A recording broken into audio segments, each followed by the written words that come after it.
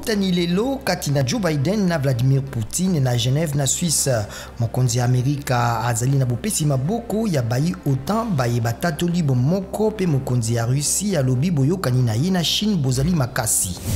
Police panzaki balandi ba UNC baye bamekaki kokita na balabala sima na etumbu ya mibuzo mina misato ya misala makasi. Cour d'appel ya Kinshasa Gombe ekateli mokonzi na bango Vital Kamerhe na bosambisa mi ya kozongela kalaka mokonzi ya UNC alaki lingomba ya Kamerhe lizali kokutana pona kozwa mokano popo na bango ezalaki kaka pona kolongola Kamerhe na nzela. Akaje pameli Sena na kobeta ebotu na état de droit na koboya kolongola bobateli ya ministre wa yambo ya kala pe sénateur Augustin Matata Ponyo. Sena eboyaki sima na maponami kolongola bobateli ya Matata Ponyo na sénatrice Ida Kamoji IGF fundaki na misolomia parc agro-industriel Bukangalonzo.